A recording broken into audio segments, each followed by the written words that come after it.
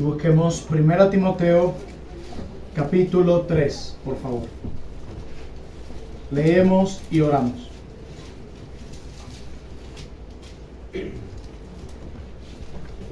Primera carta del apóstol Pablo a Timoteo, capítulo 3. Dice la palabra del Señor. Primera Timoteo, capítulo 3, versos 14 al 16. Esto te escribo, aunque tengo la esperanza de ir pronto a verte, para que si tardo, sepas cómo debes conducirte en la casa de Dios, que es la iglesia del Dios viviente, columna y baluarte de la verdad. Versículo 16. E indiscutiblemente grande es el misterio de la piedad. Dios fue manifestado en carne, justificado en el Espíritu, visto de los ángeles, predicado a los gentiles, creído en el mundo y recibido arriba en gloria. Oremos, mis hermanos.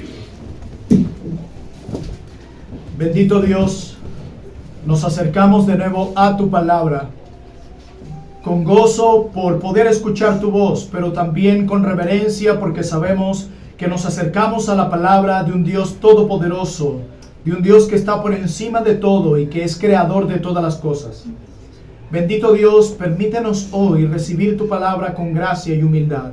Permítenos ser impactados por ella, porque tu palabra es como martillo que quebranta la piedra.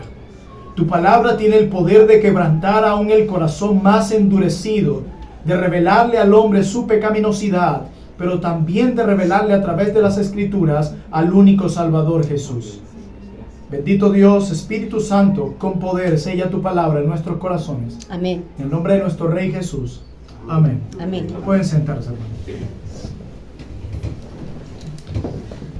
Hace un año, un ministerio muy amado, al ver que nuestra iglesia estaba creciendo en nuestra ciudad, ellos voluntariamente deciden comprarnos un edificio para nuestra iglesia. Este es un edificio sumamente hermoso en nuestra ciudad, en una zona muy cómoda de nuestra ciudad, y un edificio que si ustedes ven en el exterior, ustedes pueden contemplar su belleza. Un montón de vidrios, gran parte de ellos blindados y con una armonía en su estructura. Cuando los vecinos de nuestra localidad comenzaron a ver este edificio, decían entre ellos que esa iglesia era una iglesia de ricos. ¿Por qué? Al ver su estructura, al ver tanta belleza, al ver un edificio tan imponente y en una zona como esa, ellos concluían que nuestra iglesia era rica materialmente, porque solo una iglesia rica materialmente podía tener un edificio como ese. Cuando uno de los hermanos escucha ese comentario, le responde con mucha gracia a ese vecino: yo quiero decirle que nosotros no somos ricos materialmente. Mire los autos en los que venimos. La mayoría de nosotros viene a pie y la mayoría de nosotros viene de zonas rurales. Pero quiero decirles que en un punto su comentario sí tiene razón. Porque nosotros sí somos ricos, pero somos ricos en Cristo. Tenemos un tesoro espiritual que Dios ha entregado a su iglesia. He allí nuestra verdadera riqueza. He allí nuestro verdadero honor.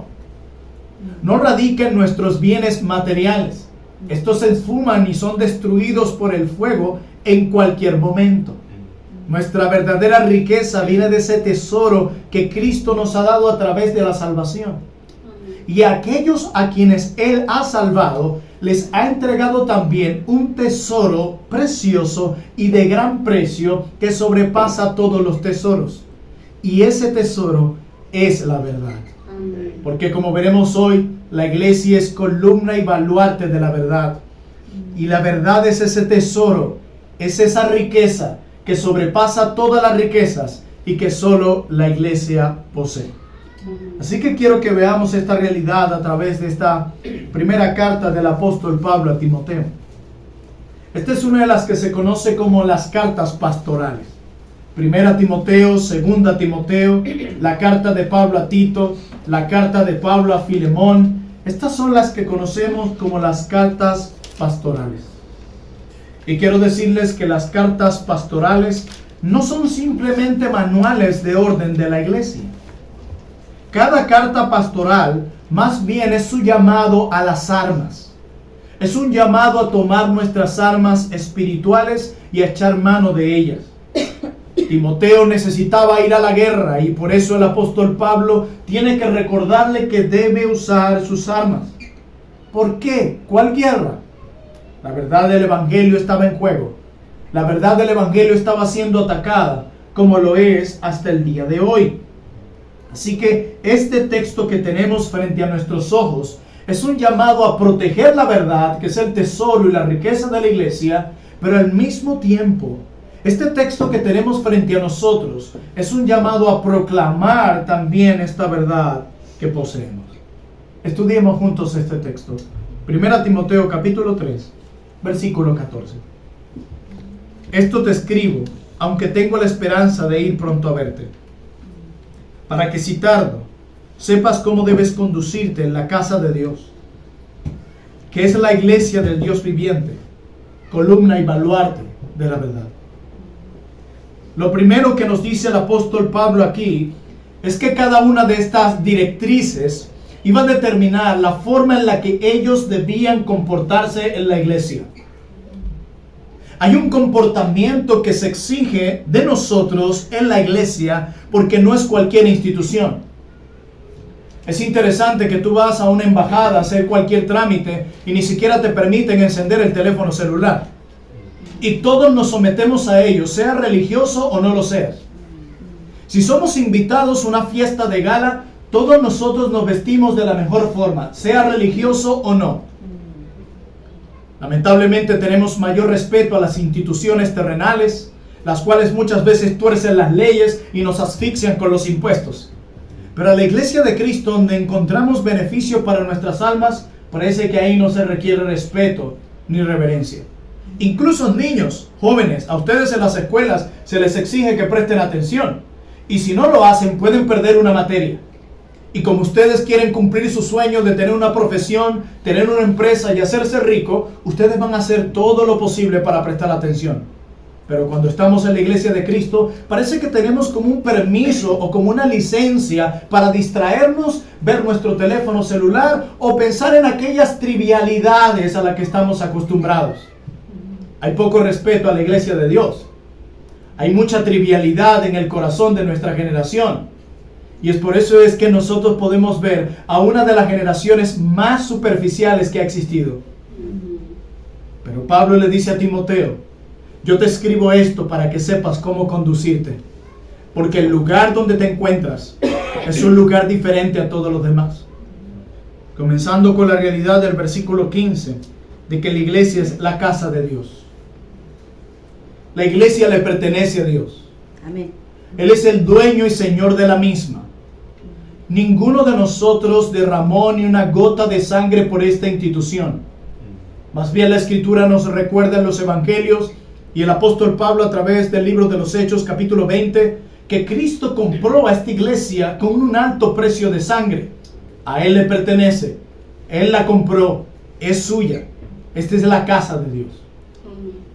Mientras he estado por Europa, he podido visitar algunos templos católicos romanos, en España y en París.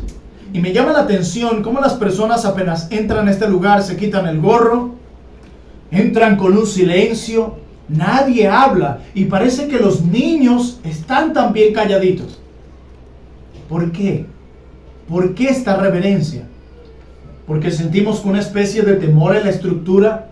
Las luces tenues nos colocan algo de temor. Parece que incluso la estructura con la que nos encontramos, tan imponente, pone temor en nuestros corazones. Pero yo quiero decirles que la casa de Dios no es esa estructura imponente. La casa de Dios son los hombres y mujeres que Dios ha salvado por medio de Cristo y a través de su gracia y únicamente por medio de la fe. Amén. Así que cuando tú estás en este lugar, estás en la casa de Dios. A Él le pertenece. Él es dueño y señor de ella. Pero el enfoque de este texto no es lo que la iglesia es. El enfoque de este texto es con respecto a lo que la iglesia protege. con respecto a lo que la iglesia posee, con respecto a lo que la iglesia proclama, con respecto a lo que esta iglesia guarda. Y esto es lo que le dice la parte final del versículo 15, que es la iglesia del Dios viviente, columna y baluarte de la verdad. Hermanos, la iglesia es sostén de la verdad. La iglesia existe para proteger la verdad. Solo en la iglesia los hombres pueden escuchar la verdad. Esa idea que hemos escuchado a lo largo de los siglos de que el hombre es la medida de todas las cosas no es más que una falacia. ¿No han escuchado que es común en nuestros días decir, bueno, esta es mi verdad? Bueno, con respecto a ese tema, papá o hermano o amigo, esa es tu verdad. Yo tengo mi verdad, tú tienes tu verdad. ¿Por qué? Esto viene de esta idea de que el hombre es la medida de todas las cosas. Pero les pregunto algo a creyentes y a no creyentes que están aquí. ¿Te consideras una persona perfecta o imperfecta? La respuesta creo que es obvia. Incluso el más ateo diría, somos todos imperfectos. No hay duda de eso. Entonces, si reconocemos que hay imperfección en nosotros, eso quiere decir que todo lo que venga de nosotros viene con ese sello de imperfección, incluyendo nuestras opiniones, incluyendo lo que nosotros decimos que es nuestra verdad. Entonces, si tú eres imperfecto y así lo reconoces, creyentes y no creyentes, esto no es de religión, es algo obvio. Si todos reconocemos que tenemos imperfección, quiere decir que tu opinión viene con ese sello, entonces no es digna de ser creída por mí. Papá, pero a mí me parece que los jóvenes deben tener más libertad para hacer lo que quieran. Eres imperfecto, tu opinión viene con ese sello, así que ni siquiera tú deberías confiar en tu propia opinión. Entonces necesitamos consultar a aquel que se ha dado evidencia a lo largo de los siglos, que es veraz y es perfecto, y es aquel que es creador de todo lo que existe. Por eso confiamos en su palabra. Y por eso reconocemos y proclamamos al mundo que solamente a través de Dios podemos recibir la verdad. Solo a través de la iglesia de Cristo podemos escuchar la verdad. Y aquí en nuestro texto se nos dice que la iglesia es columna y baluarte de la verdad. Noten que en nuestro texto Pablo presenta la verdad como un edificio y a la iglesia como la base que sostiene ese edificio. La iglesia es columna y baluarte de la verdad. Como bien decía John Stott, la iglesia depende de la verdad para su existencia, pero la verdad también depende de la iglesia para su defensa y proclamación. Hermanos, vemos lo importante de la verdad para la iglesia y lo importante de la iglesia para la verdad. La iglesia existe para que la verdad se mantenga firme. Es impresionante como ayer caminábamos por el centro de Estocolmo, por la vieja Suecia, y hay una iglesia en cada esquina. Hay una calle que me llamó mucho la atención que se llama la calle del predicador. Pastor, ¿por qué dices todo esto? Esto nos recuerda que siglos atrás la palabra de Dios era importante en este país. La palabra de Dios era importante para Europa. De hecho, escuchaba que si alguien no era parte de la iglesia, recibía fuertes consecuencias, y si alguien llegaba tarde a la iglesia, era amarrado afuera para que todos lo vieran. Se tomaban en serio los deberes sagrados. Pero hoy en día, ¿qué ha pasado con Europa? ¿Por qué hay tan pocas iglesias sanas? ¿Por qué ya no hay una iglesia en cada esquina? ¿Qué ha pasado? ¿O qué pasó con la iglesia de Cristo, que son los únicos llamados sal de la tierra y luz del mundo, que habían sido llamados a preservar esa verdad? Y cuando miramos nuestro tiempo, parece que se esfumó. La única iglesia reformada en Estocolmo, ustedes. Deberían sentirse privilegiados por un momento y al mismo tiempo triste de que no tengamos más iglesias sanas en este país.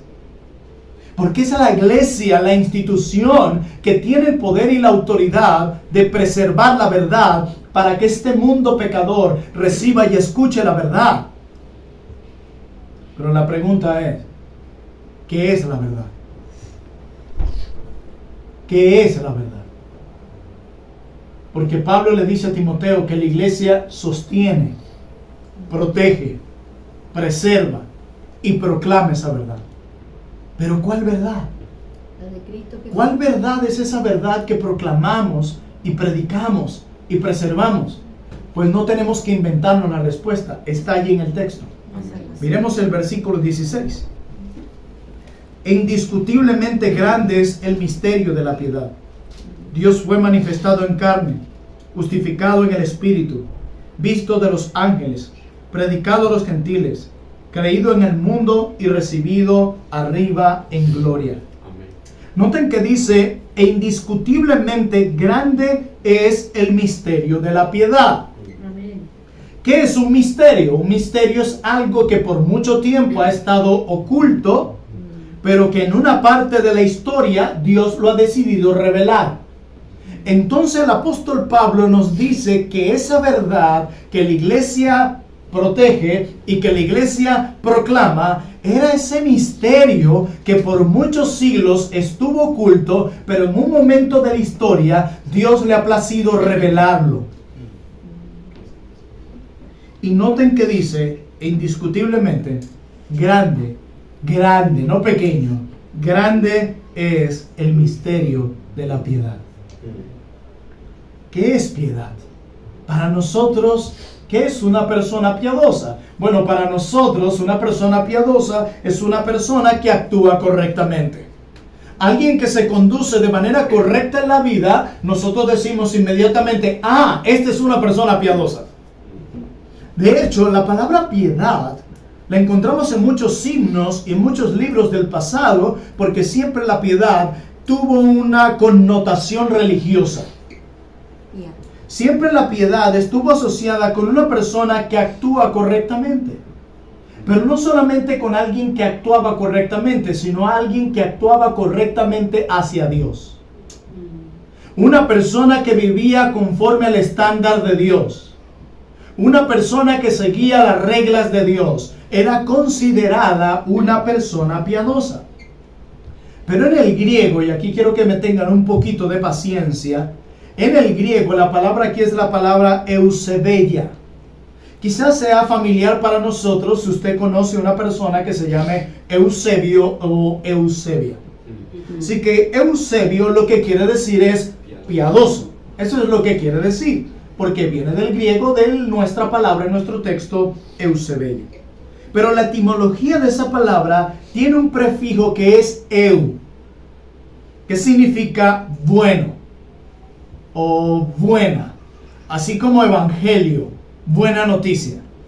Si usted dirá, Pastor Plinio, ¿para qué nos vino a dar una clase de gramática griega aquí? Ya vamos a ver. Así que en su prefijo es eu, pero tiene en su raíz sebeo o sebeia, que significa adoración o honra. ¿Qué pasa si unimos su prefijo y su raíz? Bueno, eusebeia es como decir buena adoración o buena honra. Pastor en español. Bueno, de acuerdo al apóstol Pablo, el misterio de la piedad es la forma correcta de adorar o de dar honra a Dios. Ese misterio había estado oculto por siglos. Y viene de esta pregunta: ¿cómo puede el hombre pecador relacionarse con un Dios tan sabio, tan todopoderoso y tan santo cuando nosotros somos tan imperfectos y tan pecadores? Bueno, ese misterio estuvo oculto. ¿Cómo los hombres podían adorar de forma correcta o dar honra de manera correcta a Dios? Pero dice Pablo, ese misterio ha sido revelado.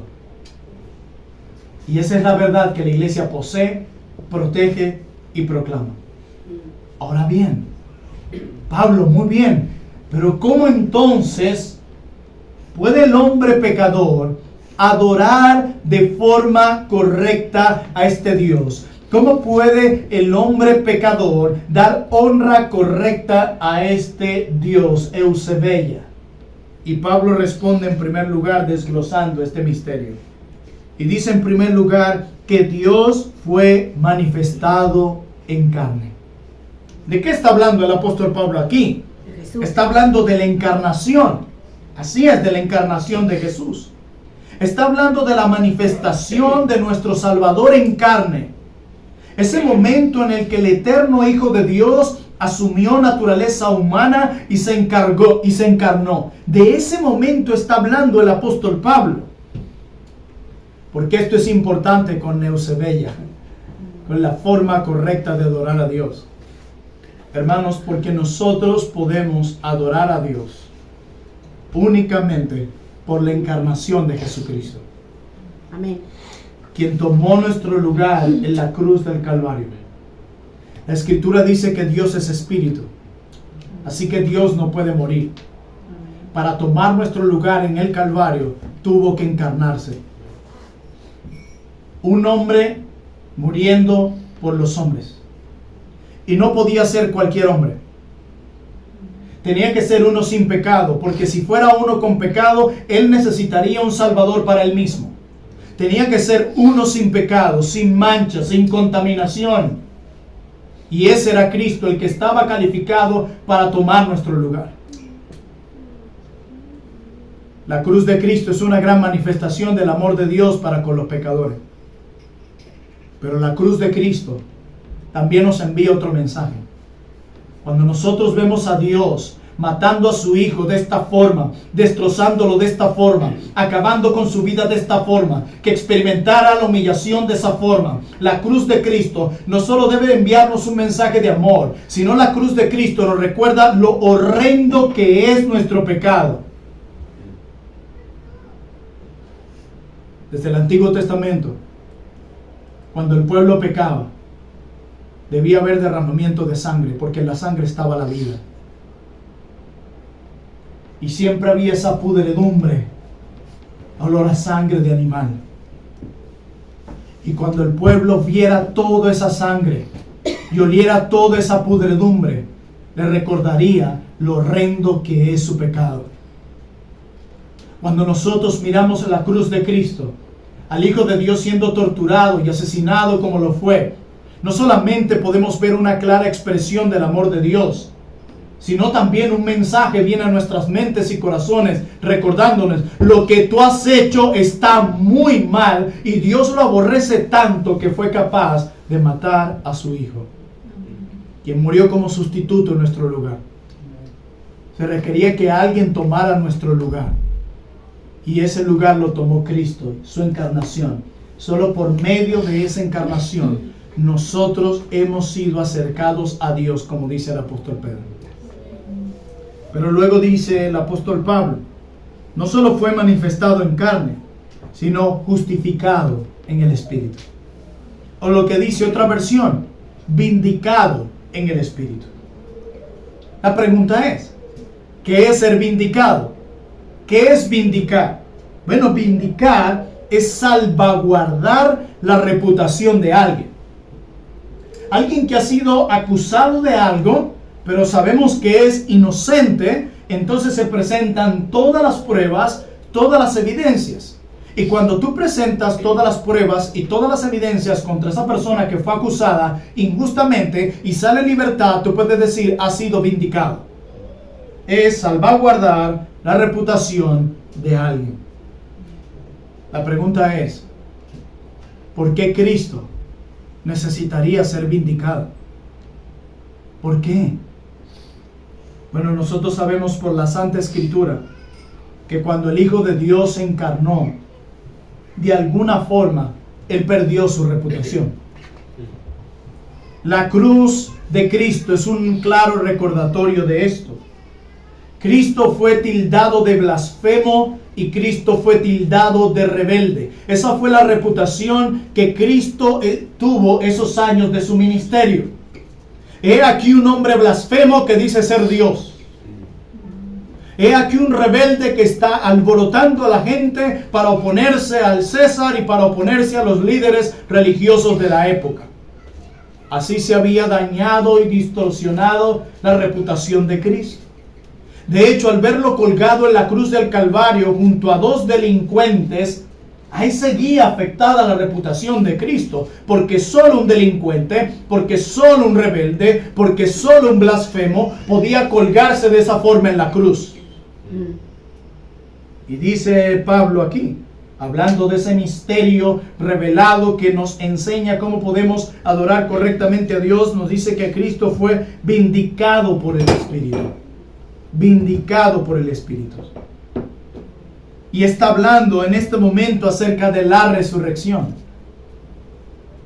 Estos cargos que se levantaron contra Cristo fueron totalmente refutados cuando Cristo resucitó de entre los muertos. Eso no lo puede decir ninguna religión en el mundo. Sus ídolos, sus personajes centrales, todos continúan en sus tumbas, a excepción de Cristo. Y la resurrección de Cristo sirvió como declaración de que todas sus afirmaciones de ser el Hijo unigénito de Dios eran verdaderas. No había nada que acusar. Por eso aún los soldados romanos y muchos hombres después decían, verdaderamente este es el Hijo de Dios. Fue vindicado por el Espíritu. Su resurrección confirmaba su inocencia. Amén. Y la aprobación de Dios Padre de esa obra que Él había llevado a cabo por nosotros en la cruz. Hebreos capítulo 1, hablando el escritor de Hebreos acerca de la obra de este sacerdote que tomó nuestro lugar en la cruz, dice que después que ofreció sacrificio por nuestros pecados, este sacerdote se sentó. En un templo judío había muchos elementos. Muchos. En el lugar santísimo muchos elementos. En el lugar donde se ofrecían sacrificios muchos elementos. Pero ¿saben cuál era el único elemento que no había en un templo judío? Una silla para el sacerdote. Porque siempre debía estar ofreciendo sacrificios. Siempre derramando sangre por los pecados del pueblo. No podía sentarse. Pero nos dice el escritor de Hebreos que cuando Cristo se encarnó como nuestro sumo sacerdote, se sentó. Porque ya le ofreció el último sacrificio. Como él mismo lo declaró en la cruz del Calvario, consumado es. Esta obra ya fue terminada, pero consumado es no significa simplemente que esta obra fue consumada, sino que consumado es significa que esta obra que se ha llevado a cabo por el Cristo encarnado no se puede mejorar. Así que no es que yo pequé, bueno, entonces pequé, voy a aferrarme al Evangelio de nuevo y voy a hacer 2 obras más. Es una obra que no se puede mejorar. Así que el apóstol Pablo dice, ustedes quieren saber cuál es la mejor forma de cómo pueden relacionarse con Dios y adorar correctamente a Dios. Eusebia, deben creer en su encarnación, pero deben creer también en su resurrección. Amén. Pero hay algo más. Dice, visto de los ángeles, predicado a los gentiles. Visto de los ángeles. Hay diferentes opiniones sobre esta porción. Algunos piensan que se está refiriendo a los apóstoles, entendiendo que la palabra ángel significa mensajero, y los mismos apóstoles dicen en sus cartas que ellos escribieron lo que vieron. Y la otra posición simplemente describe su ascensión, donde nuestro Cristo está sentado a la diestra del Padre, siendo adorado por las huestes celestiales. Cualquiera de las 2 posiciones sigue revelando el mismo punto, la ascensión de Cristo, como termina este mismo verso, recibido arriba en gloria. Pero ¿por qué Cristo se tenía que ir? ¿Por qué? Dice que si Él no se iba, no podía enviar al Espíritu Santo. Ahora a través del Espíritu Santo tenemos a Dios, no solamente con nosotros, sino tenemos a Dios en nosotros. ¿Recuerdan, Eusebia, la forma correcta de cómo puedo adorar a Dios? Por medio del Cristo encarnado, resucitado y que está sentado a la diestra del Padre con toda autoridad. Así que si tú quieres saber cómo puedes adorar correctamente a Dios, cómo puedes relacionarte con el Creador, la única forma es creyendo en la encarnación de Cristo en la resurrección de Cristo y en la ascensión de Cristo. Y miren el efecto de este misterio. Dice que fue predicado a los gentiles, creído en el mundo, creído entre las naciones. Y aquí está hablando de la proclamación universal del Evangelio, de la proclamación universal de este misterio revelado. Amados hermanos, Cristo es glorificado a medida que su iglesia difunde las buenas noticias al mundo. Yo he escuchado mucho desde que llegué a Europa, es que el europeo es muy duro para escuchar el Evangelio. Y yo creo que sí. Pero podemos usar eso una y otra vez para evitar hacer evangelismo. ¿Ustedes creen que en los tiempos de Pablo era fácil predicarle a un judío el Evangelio? Obviamente que no. Y al final, el endurecimiento del corazón no depende de la cultura. Todos los hombres están muertos en sus delitos y pecados, y todos los corazones son duros. Que en cada cultura tendremos que inventarnos alguna estrategia, está bien, pero el mensaje que comunicamos es el mismo. Probablemente aquí en Europa el evangelismo sea un evangelismo a largo plazo. Bueno, hagan amistades sólidas con alguien, y a medida que esta amistad se fortalezca, predíquenle este misterio que ha sido revelado. Amén. Amén. Solo la iglesia posee esta verdad. Solo la iglesia de Cristo tiene la respuesta a esta pregunta. ¿Cómo puede el hombre pecador relacionarse con su Creador? Solo nosotros tenemos la respuesta. ¿Cómo el hombre pecador puede adorar correctamente a este Dios? Solo la iglesia tiene la respuesta correcta, y es arrepintiéndote de tus pecados y creyendo en la encarnación de Cristo, en la resurrección de Cristo y en la ascensión de Cristo. La iglesia protege y proclama el sublime evangelio de nuestro Señor Jesucristo. Esa es la verdad que siempre estará en peligro, esa es la verdad que siempre estará en juego. Pero esa es la verdad esencial de la fe cristiana. Si tú quitas el evangelio de la iglesia, ¿qué queda?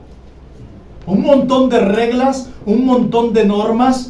Un musulmán, un católico romano y un judío se sentirían felices en un culto como el nuestro mientras no mencionemos a Jesús.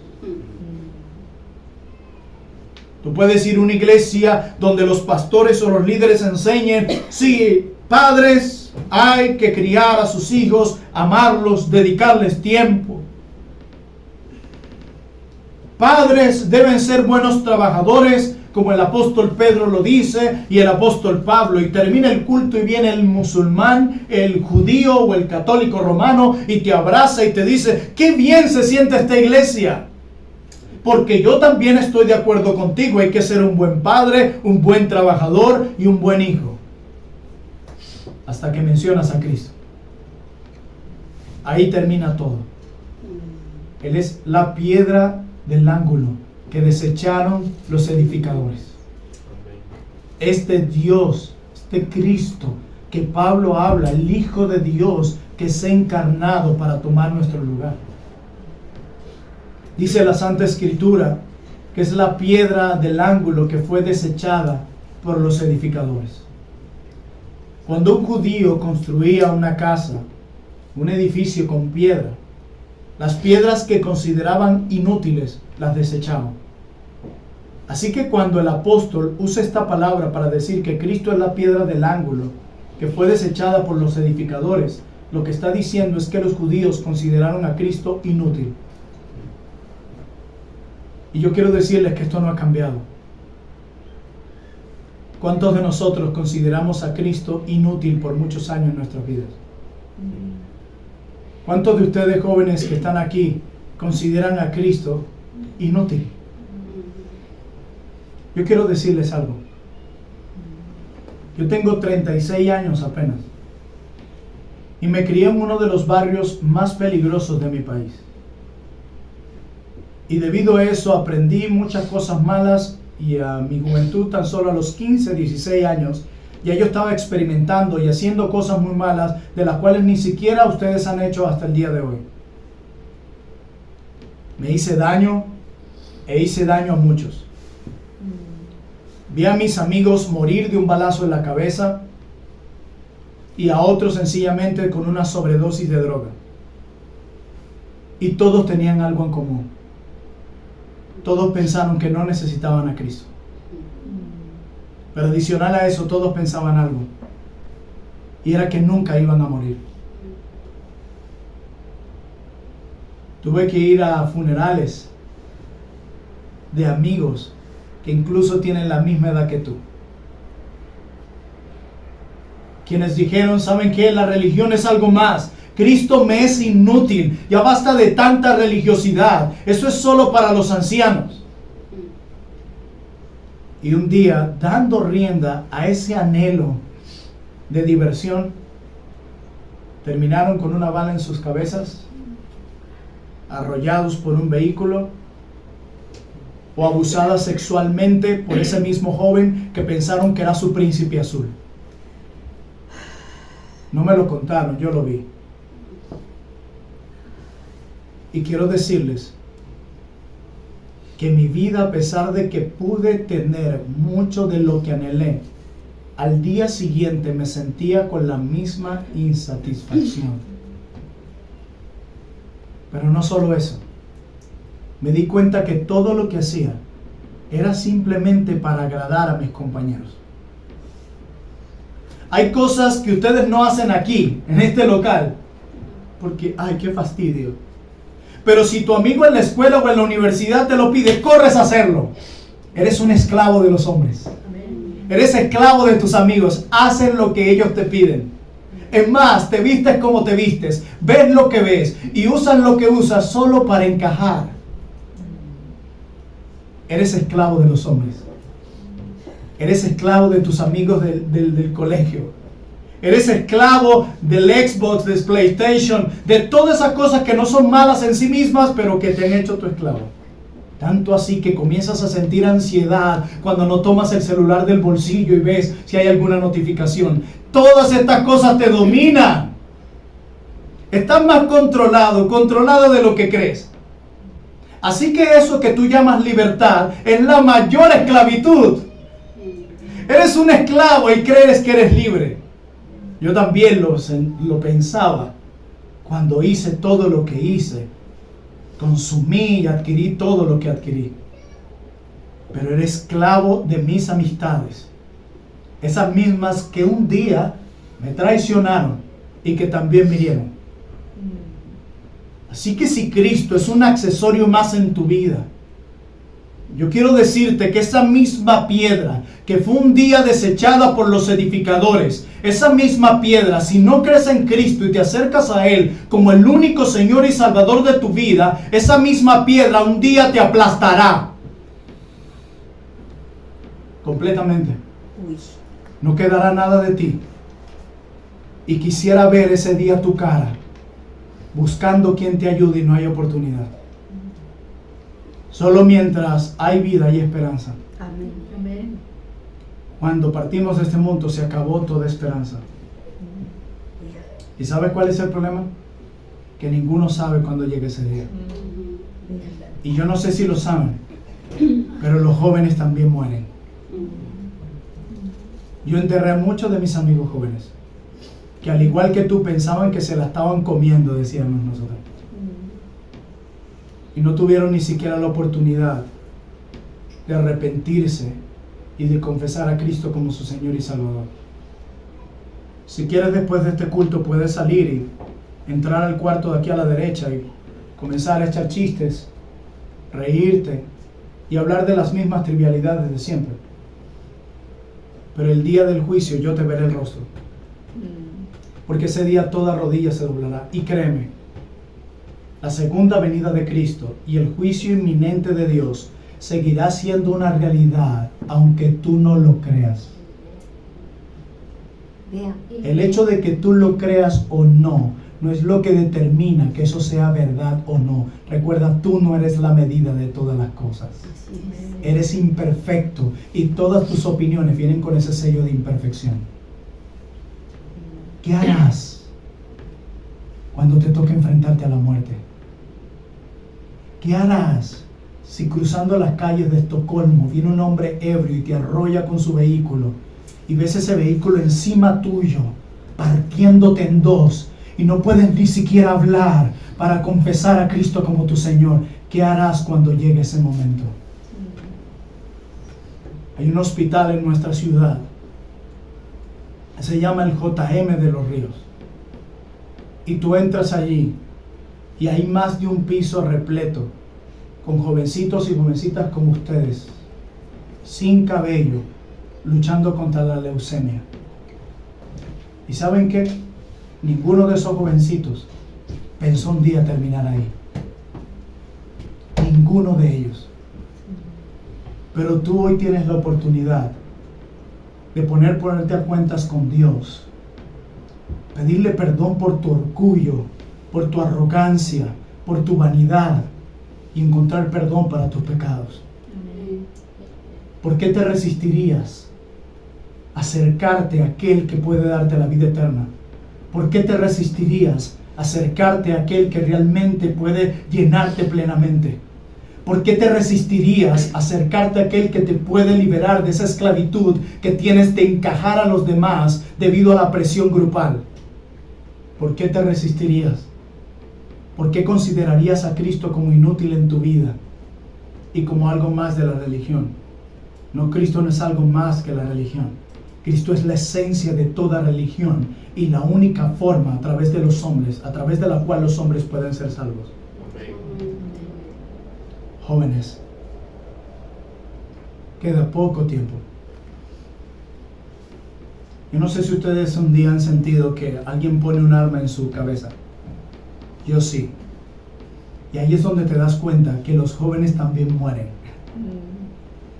Yo no sé cuándo se han dado cuenta lo próspero que es este país en comparación a nuestras naciones. Pero no sé si has visto la tasa de suicidios en este país. Eso te recuerda que no es el dinero ni las cosas materiales las que llenan. ¿Cómo podemos confiar en una chaqueta, en una camisa y unos tenis de marca? ¿Cómo puede ser que el ser humano es tan tonto que pone toda su confianza en aquellas cosas que un poco de fuego puede consumir? ¿Cómo puede ser que el ser humano pone su confianza en un teléfono que en cualquier momento viene un carterista y te lo puede arrebatar? ¿Cómo puede ser que estamos poniendo nuestra confianza en aquello que en cualquier momento puede desaparecer? Pero Cristo, quien nos puede reconciliar con Dios, a lo largo de los siglos ha sido atacado, pero hasta el día de hoy, 2023, sigue siendo proclamado. Nada ni nadie lo ha podido destruir. Amada Iglesia Bautista Reformada de Estocolmo, recuerden que somos columna y baluarte de la verdad. Solo nosotros tenemos la respuesta a la pregunta de cómo el hombre pecador puede reconciliarse con Dios. No retengan este mensaje, proclamen este mensaje, protejan este mensaje y no dejen que nadie distorsione este mensaje. Oremos.